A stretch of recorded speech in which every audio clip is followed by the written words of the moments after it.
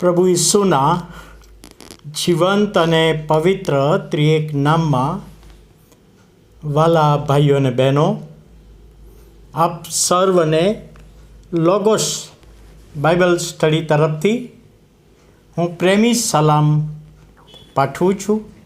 અને આજે 2025ના વર્ષનો 42મો દિવસ અને 11મી ફેબ્રુઆરી 2025 અને મંગળવારનો આ નવો દિવસ આપણા જીવનોમાં પ્રભુએ બતાવ્યો માટે પ્રભુનો ખૂબ આભાર માનીએ છીએ. એક સાક્ષી મેં વાંચી હતી, લૂંટમાં મળેલું બાઇબલ.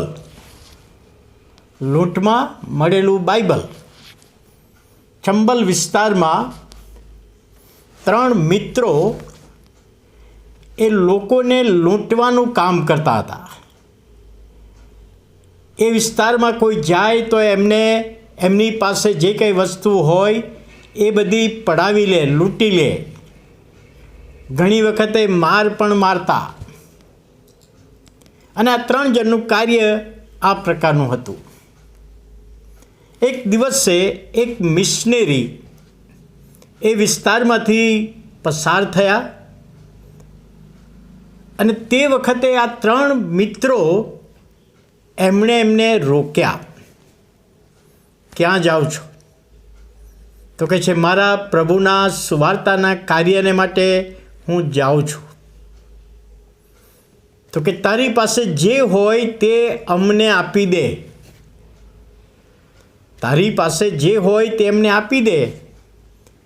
અને એ વખતે એ મિશનરે કહ્યું કે મારી પાસે 500 રૂપિયા છે,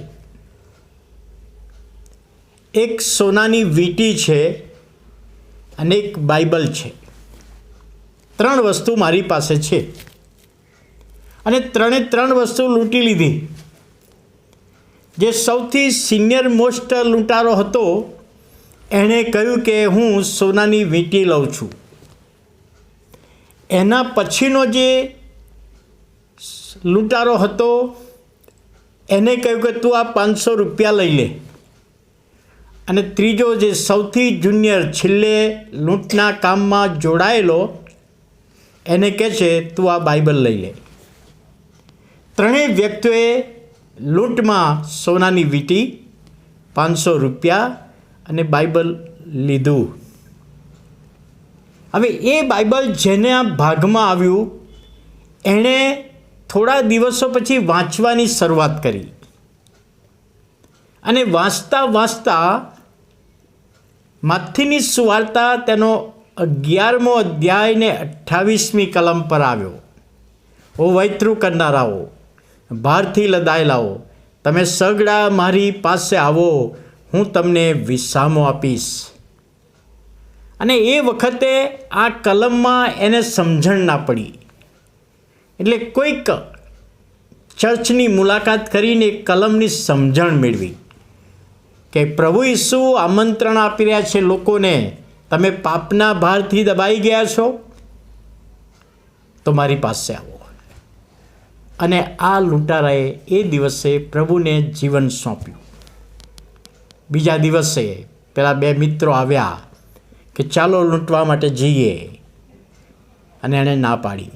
અત્યાર સુધી હું લૂંટતો આવ્યો છું, મેં ખોટું કામ કર્યું, મેં પાપ કર્યું છે, પરંતુ ઈસુની આગળ મેં માફી માગી.